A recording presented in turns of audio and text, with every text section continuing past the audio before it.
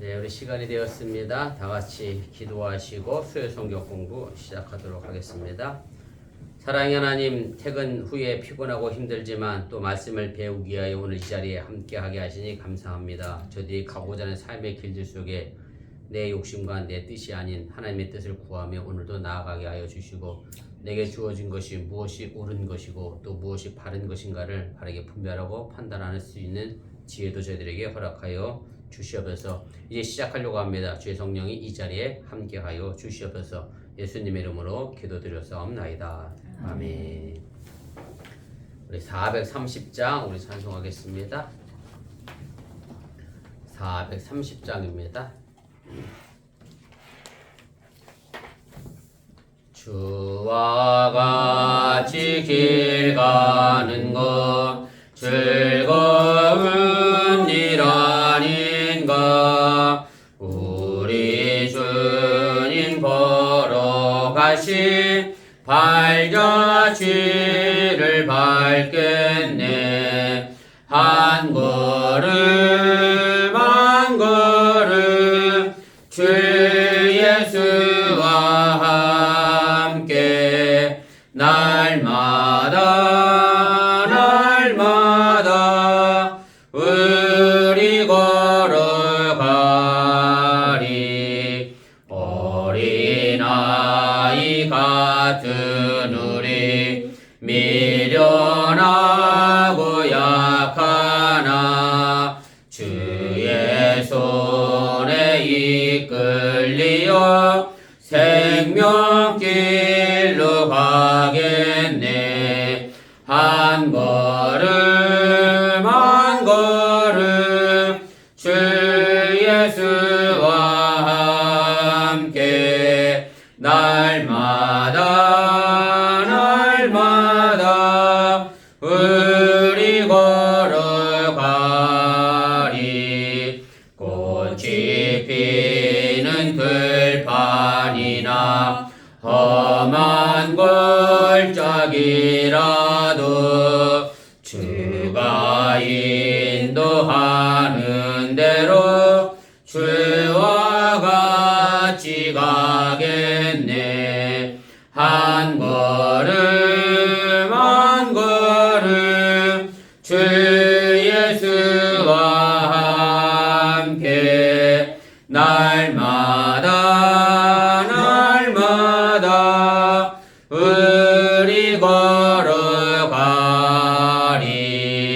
옛 선지자 에녹같이 우리들도 천국에 들려 올라갈 때까지 주와 같이 걷겠네. 한 걸음 한 걸음 주 예수와 함께 날마다 우리 걸어가리. 아멘. 우리 찬송 한 장 더 합니다. 435장입니다. 435장 우리 찬송 한 장 더 합니다. 나의 영원하신 기여 생명보다 귀하다. 나의 갈 길 다가도록 나와 동행하소서.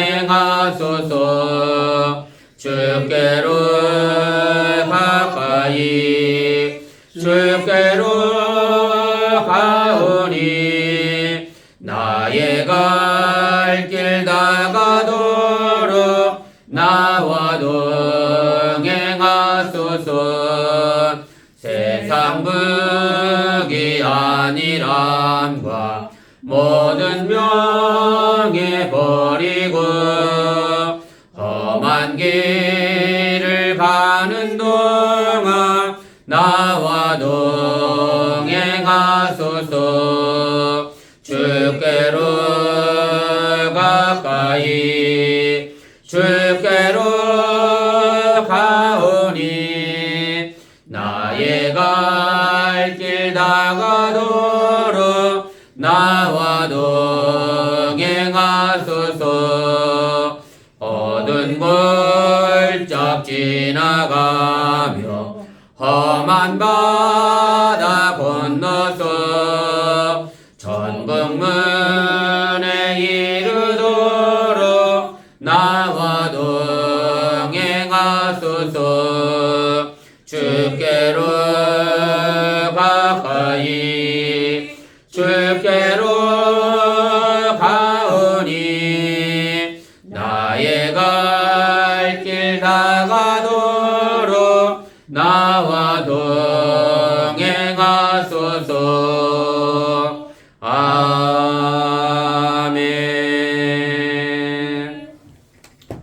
하나님 말씀 봅니다. 로마서 15장입니다. 우리 14절 말씀부터 우리 21절까지 말씀입니다.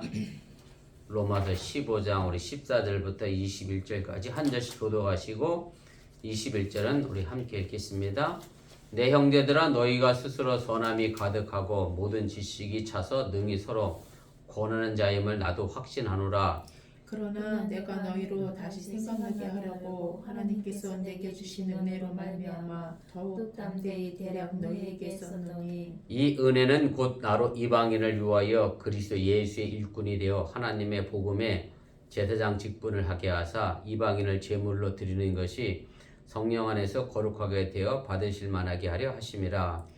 그러므로 내가 그리스도 예수 안에서 하나님의 일에 대하여 자랑하는 것이 있거니와 그리스도께서 이방인들을 순종하게 하기 위하여 나를 통하여 역사하신 것 외에는 내가 감히 말하지 아니하노라. 그 일은 말과 행위로 표적과 기사의 능력으로 성령의 능력으로 이루어졌으며 그리하여 내가 예루살렘으로부터 두루하여 일루령도까지 그리스도의 복음을 편만하게 전하였노라. 또 내가 그리스도의 이름을 부르는 곳에는 복음을 전하지 않기를 힘썼노니 이는 남의 터 위에 건축하지 아니하려 함이라.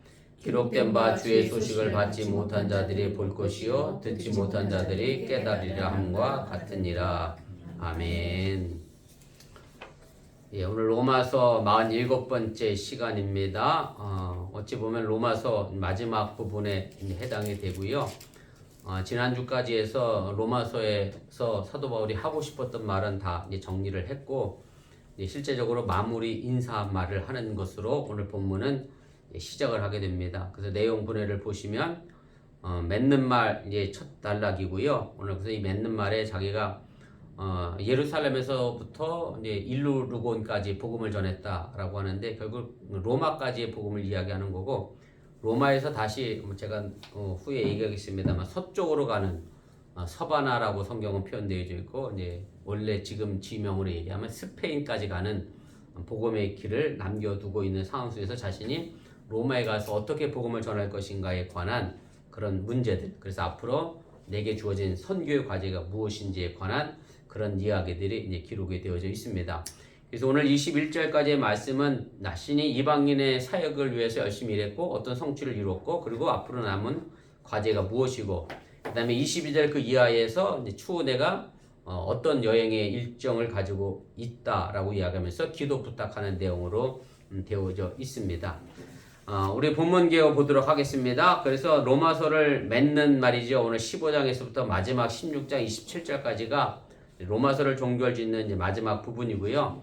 로마서 첫 부분에 이미 서론에서 사도 바울의 인사했던 내용과 거의 동일하게 마지막 부분에서도 또 이야기를 하게 됩니다. 그래서 자신이 로마 교회의 이제 친분성을 이제 과시하면서 자신이 왜 로마서를 쓰게 됐는지 그 이유를 이야기하고, 자신의 선교 활동의 계획이 앞으로 무엇이고, 그래서 소아시아, 마게도니아, 그리고 아가야 지방을 이제 선교 여행 다니면서 사도 바울이 이제 3번의 선교 여행을 다녔잖아요. 그리고 그때 만났던 사람들이 지금 어디가 살고 있느냐면 로마 교회가 살고 있거든요. 그래서 로마의 교회 가서 내가 그 사람들과 다시 안부 묻고 인사하기를 위한다. 그리고 마지막으로 축복문으로 해서 로마서 전체가 이제 끝내게 됩니다. 2번입니다.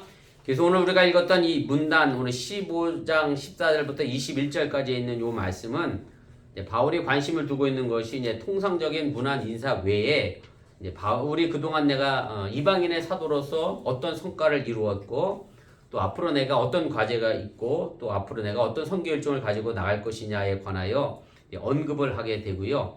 사도 바울이 이제 이 부분을 이야기하면서 이렇게 로마 교회에 내가 서론에도 이미 했는데 또 이야기를 했느냐면 이렇게 우리가 좀 생각해 볼 수 있습니다. 사실은 로마 교회는 사도 바울이 직접 세운 교회가 아닙니다. 사도 바울과는 전혀 관계가 없는 교회고 사실은 이제 사도 바울도 로마 교회를 가보고 싶어 했던 그런 사람 중에 한 분이었는데 그래서 자신이 직접 로마 교회를 세웠던 교회가 아니었기 때문에 그 쓰게 된 내력과 동기에 대해서 다시 한번 보충하고 이제 설명할 필요성을 느꼈다라고 하는 얘기고 그리고 자신이 분명 예수님으로부터 이방인의 사도로 쓰임 받았다라는 것을 다시 한번 소개하기 위하여 이 마지막 부분에서 또 다시 한번 이제 설명을 하게 됩니다. 우리 2페이지 제일 위로 올라가겠습니다. 그래서 로마서는 사실은 이제 로마 교인들이 이 복음을 제가 오늘 새벽에도 말씀드렸습니다만 이 복음을 제대로 이해하지 못해서 이 사람들을 가르치기 위한 목적으로 로마서를 쓴 것은 아닙니다. 왜냐하면 오늘 본문에도 있습니다만 이미 로마 교인들은 그 스스로 선함도 가득했고 지식도 충만했고 서로 권고할 만한 능력도 있었던 사람들이고 또 바로 우리가 지난 시간까지 했습니다만 로마 교회 안에 믿음이 강한 사람들이 이미 있었고 그렇기 때문에 그 사람들이 복음을 모르니까 내가 복음을 전해야 되겠다라고 해서 로마서를 쓴 것은 아니다라고 하는 얘기입니다. 그래서 제가 4번을 그대로 한번 읽어볼 테니까 함께 보시면 좋겠습니다.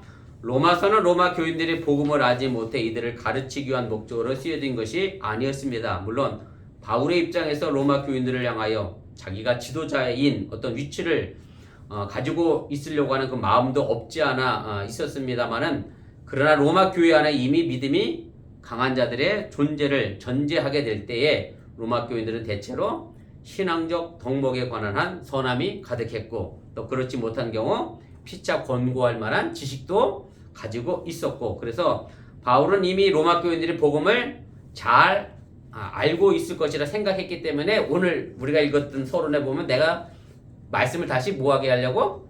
생각나게 하려고 기억나게 하려고 제가 또 후에도 얘기했으면 편지를 어떻게 썼느냐면 혹시 읽은 거 기억나시는지 모르겠어요. 제가 다시 한번 읽어드릴게요. 어디였냐면 15절 마지막에 이렇게 돼 있어요.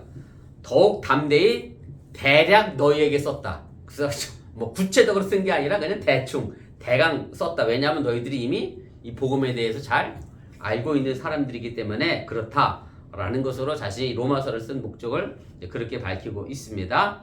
5번입니다. 그래서 바울이 또한 또 이야기하고 싶은 것은 뭐냐면 자신이 이방인의 사도로서 엄청난 복음의 성과를 이루었다라고 지금 썼잖아요. 그런데 이걸 자기 자랑을 하기 위한 요즘 간증의 위험성 중에 하나가 뭐냐면 하나님의 은혜를 빙자한 자기 자랑일 가능성이 커지는데 사도 바울은 그걸 이야기하려고 하는 건 아니라 정말로 내가 이방인의 사도로 쓰임받은 것은 하나님이 내게 주신 은혜로 말미암아 나는 정말로 순수한 동기를 가지고 이방인의 사도로 일을 했다라는 것을 15절에서 다시 한번 이제 강조를 하게 됩니다.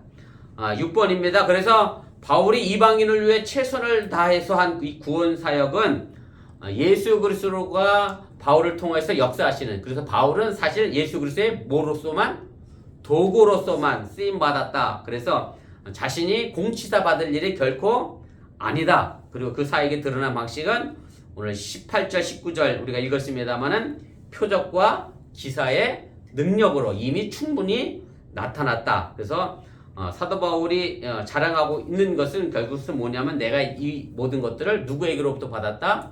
하나님의 은혜로 내가 이 모든 일을 했음을 다시 한번 이야기를 하게 됩니다. 7번입니다. 그래서 바울이 그간 이룬 사역의 이제 성과를 정리하면서 그 공간적 범위와 함께 이제 공간적 범위라고 제가 말씀드렸는데 그 8번에 보면 보세요. 8번에 보면 바울이 설정한 복음 사역의 공간적 범위는 예루살렘으로부터 어디까지냐면 일루리곤까지라고 되어 있는데요.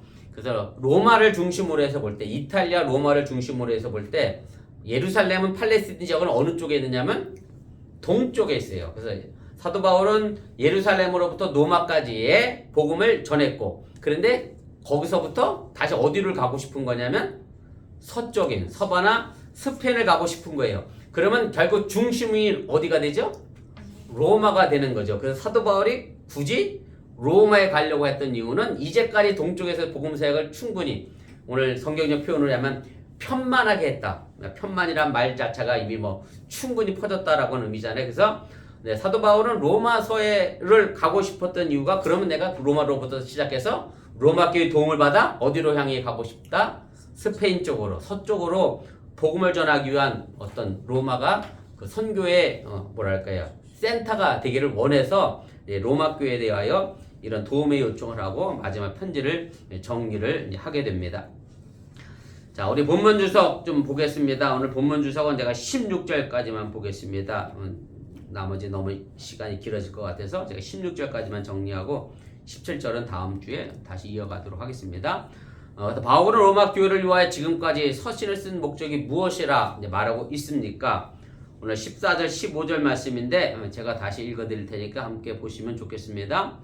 내 형제들아 너희가 스스로 선함이 가득하고 모든 지식이 차서 능히 서로 권하는 자임을 나도 확신하노라. 그러므로 내가 너희로 다시 생각나게 하려고 로마서를 썼다 이야기하면서 하나님께서 내게 주신 은혜로 말미암아 더욱 담대히 대략 너에게 썼노니 이렇게 사도 바울이 로마서를 쓴 목적을 이제 전하게 됩니다. 근데 바울은 이제 서신을 끝맺기 전에 이제 로마 교인들을 향하여 아주 친밀한 어조로 부릅니다. 그 어조의 단어는 뭐냐면 내 형제들이다라고 이제 부르게 되면서 로마 교회의 이제 갈등과 분열의 문제 때문에 강한 자들과 믿음이 연약한 사람들과의 다툼의 문제 때문에 조금 격앙된 마음을 가라앉히면서 이제 조금 더 부드럽게 마지막 인사를 정리하는 것으로 이제 나아가게 됩니다. 사실은 사도 바울 입장에서 내 형제는 주로 누구에게만 썼느냐면 유대인 형제에게만 썼어요. 왜냐면 같은 민족이었으니까 본인이 유대인이었고, 근데 로마 교회는 대부분 유대인들이 아니라 로마에 살고 있었던 이방인들이었기 때문에 오늘 여기서 내 형제라고 하는 말의 의미는 동족 유대인을 의미하는 것이 아니고, 또 하나 사도 바울이 어디에서 내 형제라고 썼느냐면 기독교인들 간에 서로 형제들 간에 그래서 침례교회가 아마 주로 그러는데 침례교회는 직분 제도는 별로 없고 뭐라고 부르냐면 주로 형제님, 자매님 이렇게 부르거든요. 형제님, 자매님 이렇게 부르는데 사실 그렇게 부르는 이유는 뭐냐면 우리가 그리스도 안에서 한 형제 됐고 한 자매 됐다 이제 그런 의미로 쓰는데, 오늘 여기서 내 형제의 의미는 유대인 동족을 의미하는 게 아니라 그리스도 안에서 한 형제 된 사람들을 이제 의미를 하게 됩니다. 제가 각주로 그래서 두 개를 달아드렸는데 보세요. 하나는 2번입니다. 유대인 동족들을 위하여 썼던 호칭인데 로마서 9장 3절에 있는 말씀이죠. 나의 형제 곧 골육의 친척을 위하여 내 자신이 저주를 받아 그리스도의 일에 끊어질지라도 원하는 바로다. 그래서 여기서 나의 형제 곧 골육의 친척은 내가 유대인을 위하여 기꺼이 복음 전하기를 원한다. 그래서 내가 저주를 받아서 뭐랄까요? 예수님에게서 끊어질지언정 나는 누구에게 복음 전하기를 원한다? 내 골육 친척, 유대인들 형제에게 복음을 전한다라고 이 말을 사용을 했고요. 또 하나 사용한 것이 이제 각주 3번은 이제 그리스도 안에서의 형제된 사람을 얘기하는 건데 로마서 7장 4절입니다. 그러므로 내 형제들아 너희도 그리스도의 몸으로 말미암아. 그래서 여기서 형제는 예수 그리스도 안에서의 형제를 이야기하고, 그래서 오늘 여기 나와 있는 형제는 바로 예수 그리스도 안에서의 형제를 이야기를 하게 됩니다. 우리 3페이지 제일 위로 가겠습니다.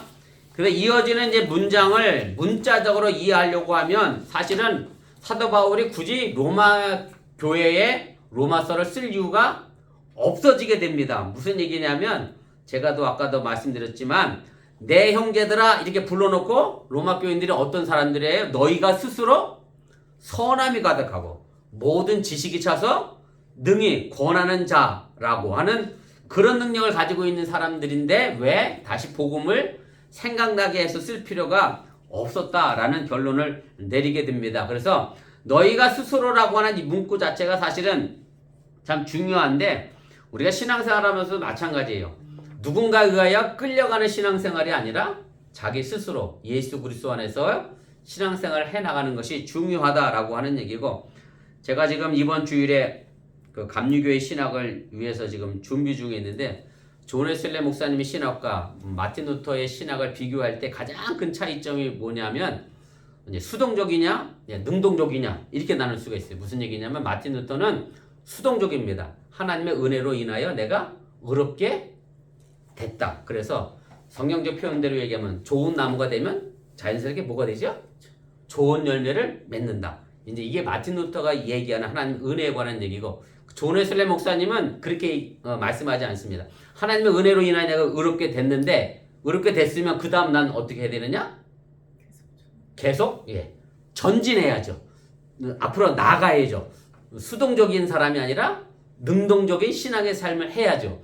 그래서 사실은 제가 여러 번 여러분들에게 말씀드렸지만 사도 바울 입장에서 계속 로마서도 마찬가지 율법이 필요 없는 것처럼 얘기했지만 사도 바울은 은혜로 말미암아 구원받았다 해서 율법이 필요 없는 게 아니라 오히려 그 율법을 구원받고 난 다음에 어떻게 돼요? 더 잘 지켜나가야 진짜 신앙이라는 얘기고 존 웨슬리 목사님도 의인이 됐으면 의인답게 적극적으로 능동적으로 내가 스스로 하나님 앞에서 바로 서려고 하는 성화되려고 하는 노력을 하라는 것이 우리 감리교가 지향하는 정말 중요한 신학의 삶의 모습임을 여러분들이 기억하면 좋겠습니다. 그래서 오늘 너희 스스로라고 하는 이 단어가 정말 중요한 단어고요. 여러분들이 누군가에 의해 끌려가는 신앙의 모습이 아니라 사도 바울 표현대로 얘기하면 서로 사랑의 종노릇인데 서로를 위하여 하는 종노릇, 기꺼이 헌신하는 그런 종노릇을 우리가 할 필요가 있다라고 하는 얘기입니다.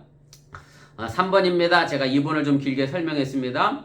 바울이 이제 인식하고 있는 로마 교인들은 이제 세 가지 측면에서 등장합니다. 뭐라고 되어 있냐면 그들이 가득한 선함이 있었고 모든 지식이 있었고요. 그래서 모든 지식이라고 하는 것은 이제 세상적인 지식을 의미하는 게 아니고 구원에 이를 수 있는 지식, 예수 그리스도에 대한 복음의 지식을 의미하는 거고요. 서로 권해서 잘못된 부분을 바로 잡을 수 있는 그런 능력도 갖고 있었던 교회가 로마 교회였다라고 이야기하는 거고, 그래서 이제 모든 지식과 서로 권고할 만한 능력이라고 말한 이 표현은 로마 교회에 있었던 믿음이 강한 사람들을 염두에 두고 쓴 표현들이라는 것을 우리가 이제 생각을 해 볼 수가 있습니다. 그래서 제가 그 모든 지식에 대한 설명도 드렸는데요. 모든 지식은 특정한 은사의 일부가 아니라 하나님의 은혜와 구원 사이에 관련된 전반적인 영적 통찰력을 가르치는 것으로 사도 바울은 이제 이야기를 하게 됩니다. 이제 그러면서 이제 바울이 로마 교회 편지를 쓴 이유에 대하여 아주 겸손한 표현을 이제 쓰게 됩니다. 그것은 뭐냐면 내가 이미 너희들이 내용을 다 알고 있기 때문에 대략해서 이제 썼다라고 이야기하는 거고, 이제 사도 바울이 뭐 이렇게 할 수밖에 없는 이유 중에 하나도 제가 아까도 말씀드렸던 것처럼 로마 교회를 자기가 직접 세운 게 아니라 개척한 것이 아니기 때문에 이런 부분도 없지 않아 있었다. 우리가 그렇게 생각을 해볼 수가 있습니다. 근데 6번의 이야기가 연결돼서 설명이 되어 있습니다. 6번 보세요. 그리고 로마 교회가 그의 지도력과 직접적인 연관 관계가 없었기 때문에 이 서신을 더욱 담대히 쓸 필요가 없었고 대강 쓴 것으로 말함으로 해서 로마 교회 자기가 어떤 간섭하거나 자기가 지도자니까 너희들이 내 말 들어라 강제로 끌어가려고 하는 그런 인상을 주지 않으려고 애를 쓴 모습을 우리가 이제 보게 됩니다. 자, 7번입니다. 이제 다시 생각나게 하다라고 하는 이 동사는 교리적이든 신학적인 전통을 반복한다는 의미를 이제 가지고 있기 때문에 단순하게 권면하는 게 아니라 정말로 신학적 깊은 의미까지 포함하고 있다라고 하는 것을 우리가 생각해 볼 필요가 있고요. 그러면서 이제 우리가 이 부분을 또 생각해 봐야 될 것은 뭐냐면 로마서가 쓰여지던 당시가 보통 언제로 잡느냐면 AD 100년 안짝으로 잡아요. 70년, 80년대 이쪽으로 잡아요. 그럼 초대교회가 언제부터 생겼어요? 예수님 돌아오시고 나서 이후에 초대교회가 생겼단 말이에요. 그러면 한 30년쯤 지났을 때 신학적으로 모든 이론이 정립이 됐다? 말하기가 사실은 어렵죠. 그런데도 불구하고 사도 바울은 지금 뭐라고 했느냐면 모든 신학을 다 알고 있는 듯하게 이제 썼는데, 그래서 이것은 아까도 얘기한 것처럼 내 형제들아 라고 하는 수사학적 표현인 것처럼 내가 어디서 우스갯소리를 좀 봤는데 여자들은 그렇게 인사가 다 된다네. 우리 교회는 아니거든.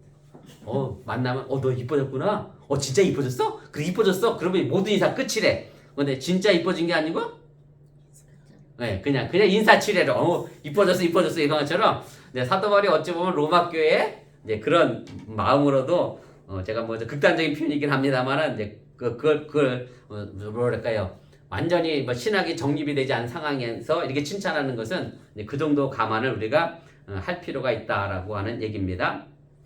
2번입니다. 이제 바울은 하나님의 은혜로 어떤 사람이 되었다라고 말하고 있습니까? 오늘 16절 말씀인데 제가 읽겠습니다. 이 은혜는 곧 나로 이방인을 위하여 그리스도 예수의 일꾼이 되어 하나님의 복음의 제사장 직분을 하게 하사 이방인을 제물로 드리는 것이 성령 안에서 거룩하게 되어 받으실 만하게 하려 하심이라. 오늘 이 16절은 아주 사도 바울의 독특한 발상이 하나 이제 등장을 하게 됩니다. 하나님의 은혜로 이제 사도 바울이 이방인의 사도가 됐다라는 것을 다시 한번 이제 강조하면서 자신의 사도적 근거는 절대적으로 하나님의 은혜로 말미암아 되어진 것이다 라고 이야기를 하게 됩니다. 그리고 이 부분은 이제 아까 제가 이 결론 부분과 서론 부분이 거의 쌍둥이 같다라고 얘기했는데 로마서 1장 5절에도 이미 그렇게 돼 있어요. 각주 4번에 달아드렸는데 보세요. 그로 말미암아 우리가 은혜와 사도의 직분을 받아 그의 이름을 위하여 모든 이방인 중에서 믿어 순종하게 하나니. 그래서 이미 사도 바울은 하나님의 은혜로 자기가 이방인의 사도의 직분을 받은 것을 이제 이야기를 하고 있다라고 하는 얘기입니다. 그리고 뭐 당연히 로마 교회는 유대인이 주류가 아니라 누가 주류죠? 이방인이 주류다 보니까 이제 사도 바울이 이것이 정당화될 수 있는 그런 표현이고, 하나님의 은혜는 사도 바울이 자신의 사도권을 지켜내기 위한 아주 중요한 표현에 라고 하는 사실을 여러분들이 또 기억하시면 좋겠습니다. 왜냐하면 사도 바울은 실제적으로 사도라고 쓰지만 12사도 속에 들어가 있는 인물이 아니었기 때문에, 예수님의 12제자 속에 있었던 인물이 아닌데 본인 스스로가 사도라고 하는데, 그럼 넌 예수님이 제자도 아닌데 왜 사도냐라고 이야기했을 때 사도 바울은 뭘 근거로 하고 있느냐면 나는 하나님의 은혜로 사도가 된 사람이다. 그래서 이 말을 굉장히 즐겨 사용하고 그것이 사도권을 지켜내는 말로 통상적으로 사용하고 있습니다. 제가 각주 5번에 여러 성경 구절을 달아드렸는데 시간 되시면 한번 찾아보셔도 좋을 것 같습니다. 4페이지 제일 위로 가겠습니다.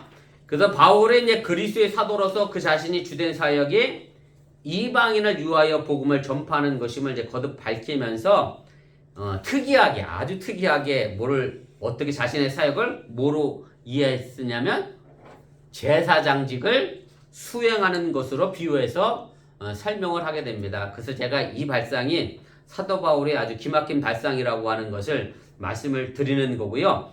3번입니다. 일꾼으로 번역된 이 헬라어 레이투르고스라고 하는 단어인데 일꾼이라고 하는 뜻도 있지만 또 다른 뜻이 뭐냐면 성전 안에서 제사의 직분을 감당하는 제사장이라고 하는 단어의 의미로도 이 의미가 이제 쓰여지게 됩니다. 그래서 사도 바울은 자신이 지금 성교 사역을 하는 것이 마치 뭐 하는 걸로 얘기하고 있어요?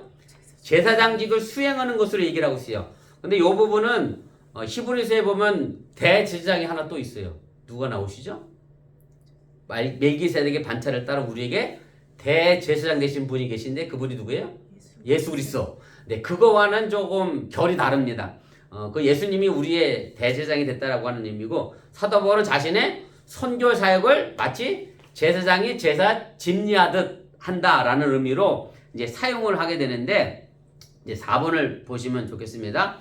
바울은 이것을 좀 더 직설적으로 자신의 복음 사역을 제사장 직분을 수행하는 것에 비유하여 이제 표현을 하게 되고, 그리고 이 동사는 오로지 로마서 여기서만 사용된 그런 단어입니다.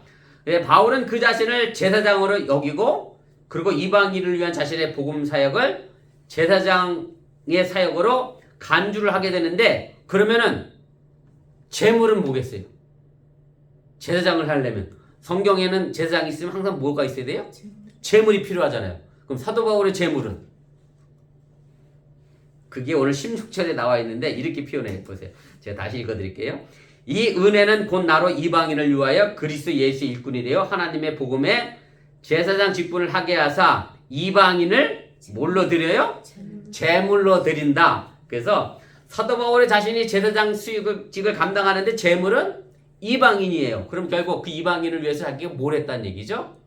충분하게 복음을 증거해서 그 제사장을 믿음으로 하나님께 올려드리는 일을 했다라고 하는 것을 이제 이야기하고 설명하는 것이고, 그래서 복음 사역, 복음 전하는 것을 사도 바울이 제사장직을 수행하는 것으로 생각한 건데, 사도 바울이 가지고 있는 아주 독특한 창조의 발상이다라고 우리가 생각을 해도 정말 좋은 표현이고 틀리지 않은 그런 표현이다라고 하는 얘기입니다. 5번입니다. 그래서 바울이 자신이 제사장직을 수행했다 그러니까 일반적으로 교회에서 목사님이 뭐 목회 사역을 수행할 때 뭐를 얘기하죠? 뭐 성례를 행하잖아요. 제가 지난 시간에도 얘기했습니다. 천주교에서는 7개의 성례를 얘기하지만 우리 개신교는 2가지 성례를 얘기해요. 하나는 세례식, 하나는 성찬식. 세례식하고 성찬식을 한 것으로 사도 바울의 제사장직을 했다라고 하는 의미가 결코 아니라고 하는 얘기고요. 왜냐하면 제가 또 아까 얘기했지만 로마서가 쓰여질 당시에는 초대교가 있고 난 이후에 얼마? 3, 40년 뒤인데 성례식이나 성찬식이나 세례식에 관하여 신학적으로 정립되지 않은 때였기 때문에 그렇게 해석하는 것은 너무 지나친 해석이 될 수밖에 없다라고 하는 것으로 우리가 이해하면 되겠고요. 그래서 정말로 중요한 건 6번입니다. 보세요. 이 은유적 표현은 바울이 그리스도인의 일상을 합리적 예배의 삶으로 이해한 것과 밀접한 관계가 있는 듯 합니다 라고 얘기했는데 무슨 얘기냐면 로마서 12장 1절에 있는 얘기잖아요. 이렇게 돼 있잖아요. 여러분이 너무나 잘 알고 있는 내가 하나님의 모든 자비하심으로 너희를 권하노니 너희 몸을 하나님이 기뻐하시는 거룩한 산 제물로 드리라. 이것이 너희가 드릴 영적 예배니라 이렇게 얘기했는데 사도 바울이 매일같이 자신의 삶을 하나님께 드림으로 자기가 살아있는 예배, 내 자신이 제물에서 살아있는 예배를 드렸다라고 했던 것처럼 이방인들을 위해서 이방인들이 그렇게 살아있는 제물로서 자기가 제사장의 직책을 감당하고 그 이방인들을 그렇게 복음을 전하는데 최선을 다했다라는 것을 이야기하고 있다라고 하는 얘기입니다. 제가 그 6번을 다시 읽겠습니다. 함께 보세요. 이 은유적 표현은 바울이 그리스도의 일상을 합리적 예배의 삶으로 이해한 것과 밀접한 관계가 있고 그래서 바울의 일상을 지배한 이방인인 복음 사역은 바울에게 그의 영 가운데 하나님을 예배하는 것과 같은 일로 여겼다라고 하는 얘기입니다. 제가 각주 7번 달아드렸는데 빌립보서 2장 17절에도 이미 사도 바울이 그런 표현을 사용했습니다. 만일 너희 믿음의 제물과 섬김 위에 내가 나를 전제라고 하는 얘기는 제사의 한 부분이고 거기에서 예물로 자기가 제사의 한 예물로 드려질지라도 나는 기뻐하겠다라고 이야기하면서 자신의 삶 자체가 살아있는 예배였고 그렇게 이방인들도 그렇게 살아있는 예배자로서 세우기 위하여 자신이 최선을 다했다라고 이야기를 하게 됩니다. 6번입니다. 제가 이제까지 설명을 이제 정리했다고 해도 틀리지가 않는데 제가 그대로 읽겠습니다. 제사장에게 하나님께 드리는 제물은 필수적인 이제 필요한 지참물이고요. 바울은 그리스도의 도래를 제사장직 수행의 기점으로 삼은 제사장답게 도살한 짐승을 제물로 삼지 않고 살아있는 이방인들을 제물로 여겼다라고 하는 얘기고 바울은 이런 취지에서 자기 자신과 이방인 교인들의 믿음을 하나님께 바치는 제물로 이해했다라는 것으로 여러분들이 기억하시면 좋겠습니다. 그래서 사도 바울의 일생의 삶은 매일의 삶의 모습이고 사실은 이제 제가 뭐랄까 얼른 생각이 안 나네. 제가 값싼 은혜 얘기하던 목사님 보네포 목사님의 값싼 은혜에 관한 얘기를 여러 번 들었습니다. 내가 은혜로 말미암아 내가 죄산 받았다. 사실은 그러고 나면 뭐 해야죠? 영어적 표현을 해서 죄송합니다만 so what? 그 다음 나는 뭘 해야 되느냐? 거기에까지 질문을 던져야 되는데 사실 사람들은 자꾸 나는 죄상을 받았다 그것으로 끝. 그 이후로 더 이상의 신앙의 뭐랄까요? 전진, 성화를 위하여 끊임없이 나아가는 삶의 모습들이 없는 게 지금의 기독교인의 삶의 모습이 아닌가 그런 생각을 하는데 사도 바울은 매일의 일상의 삶이 자신이 하나님께 드려진 제물로서 정말 성화할 때까지 천국 갈 때까지 지속적인 삶을 자신의 삶을 제물로 드렸다는 것을 기억하시면서 바로 우리들의 삶의 모습도 그렇게 바뀌어지고 변화되어지고 새로운 모습으로 거듭날 수 있기를 주님의 이름으로 축원을 드립니다. 우리 말씀을 기억하며 잠시 1분 정도 합심해서 함께 기도하겠습니다. 오늘 사도 바울이 마지막 결론의 말씀을 전하면서 우리에게 귀한 말씀을 여러 개 가르쳐 주었습니다. 우리들의 신앙의 삶은 모습은 너희 스스로 참 중요합니다. 누군가에 끌려가는 삶의 모습이 아니라 내가 스스로 하나님 앞에 바로 설 수 있는 신앙의 삶의 모습. 물론 내 능력으로 하자고 하는 의미는 아니고요. 성령의 도우심으로 내가 하나님 앞에 스스로 설 수 있는 신앙의 모습을 가질 수 있기를 바라고, 사도 바울이 자신이 이방인 선교 사역을 제사장 직분을 감당하는 것을 생각했고 이방인을 제물로 생각했던 것처럼 우리들 스스로가 내 스스로가 하나님 앞에 드려지는 살아있는 제물이 되어져야 하고, 그것을 통해서 우리가 하나님 앞에 바른 삶을 또 영위하고 살아가야 한다는 사실을 여러분들이 잊지 마시기 바랍니다. 우리가 죄 사함 받고 구원 받고 의인 됐습니다. 그래서 의인 된 것으로 만족하는 것이 아니라 그 의인을 통하여 내가 이 세상에 어떤 영향을 미칠 것인가에 관한 것도 깊이 생각해 보며 우리들의 신앙의 성숙을 위하여 한 걸음 더 나아갈 수 있기를 주님의 이름으로 부탁을 또한 드립니다. 잠깐 기도하겠습니다. 사랑의 하나님 고맙습니다. 오늘 시간에 부족한 종이 잠시 말씀을 가르쳤습니다. 행여 잘못 가르친 것이 있으면 저들 마음과 생각 속에 사라지게 도와주시고 하나님의 능력의 말씀만 저들 마음속 깊은 곳에 자리 잡아 하나님의 영광을 드러낼 수 있는 믿음의 삶의 길들을 오늘도 살아가도록 인도하시고 함께하여 주시옵소서. 오늘 사도 바울이 로마의 교회를 향하여 마지막으로 자신의 말들을 정리하면서 너희들 스스로가 하나님의 귀한 선함과 또한 아버지의 고귀한 지식과 서로를 권고할 만한 능력을 가지고 있음에 대하여 칭찬했음을 우리가 바라보게 됩니다. 정말로 우리들 스스로가 바로 설 수 있는 믿음의 신앙을 갖게 도와주시고 내가 하나님 앞에 구원받은 것으로 멈추고 서두르는 것이 아니라 그 다음에 내가 무엇을 더 해야 될 것인가 다시 한번 기억하게 도와주시길 원하고, 이번 주일에 또한 우리 감리교회 신학 존웨슬레 목사님의 우리의 신학에 대해 생각해 보면서 우리들이 어떻게 성화에 대해 갈 것인가, 또 우리가 구원받고 그 이후의 삶의 모습을 어떻게 살아가야 될 것인가 생각해 볼 수 있는 귀한 시간이 되도록 인도하시고 함께하여 주시면서 수동적으로 누군가에 끌려가는 신앙의 삶의 모습이 아니라 하나님 앞에 자유의지를 가지고 적극적으로 하나님 변화에 능동적으로 행하며 나갈 수 있는 그런 신앙의 모습을 우리가 가질 수 있도록 인도하시고 함께하여 주시옵소서. 그래서 살아가는 가족 속에 참된 평화를 만들어가게 도와주시고 아름다운 천가를 만들어가며 하나님의 영광을 드러낼 수 있는 믿음의 삶을 감당할 수 있도록 인도하시고 함께하여 주시옵소서. 사랑의 하나님 고맙습니다. 오늘 시간에 부족한 종이 사도 바울의 로마서 마지막 결론의 말씀을 이제 서론을 시작하며 몇 가지로 증거했습니다. 잘못 전하던 것이 있으면 저들 마음과 생각 속에 사라지게 도와주시고 정말로 하나님의 귀한 말씀이 스스로 살아 움직여 우리들 스스로가 하나님 앞에 능동적인 신앙의 삶의 모습을 가지고 하나님의 산제물로서 온전히 쓰임받게 하여 주시옵소서. 멕시코에 출장 가 있는 우리 조장로님 발걸음도 기억하여 주시고 한국 여정 중에 있는 우리 장혜수 권사님 발걸음도 기억하여 주시고 이제 재활 치료 중에 있는 우리 이정희 시장의 건강 또한 지켜주시고 사랑하는 성도들 가정 속에 행여 건강의 문제로 인하여 어려움도 하지 않도록 하나님 늘 눈동자까지 지키시고 보호하여 주시옵소서. 다가오는 한국 고유의 명절 설도 기억하여 주시고 사랑하는 자녀들에게 이 미국 땅에서 살고 있지만 우리가 한국 사람으로서 어떤 마음과 생각을 가지고 살아가야 될 것인가 정말로 바르게 교육하는 믿음의 우리 어번교회가 되도록 또한 인도하여 주시옵소서. 이 모든 말씀 예수님의 이름으로 축복하며 기도드렸사옵나이다. 아멘. 하늘에 계신 우리 아버지여 이름이 거룩히 여김을 받으시오며 나라의 마옵시며 뜻이 하늘에서 진과 같이 땅에서 이루어지이다. 오늘날 우리 일용할 양식을 주옵시고 우리가 우리에게 주신 죄를 사하여 준 것 같이 우리 죄를 사하여 주옵시고 우리를 시험에 들게 하지 마시옵고 다만 하게 쏘고옵소서. 대개 나라와 권세와 영광이 아버지께 영원히 있사옵나이다. 아멘. 감사합니다. 성경 공부를 마쳤습니다.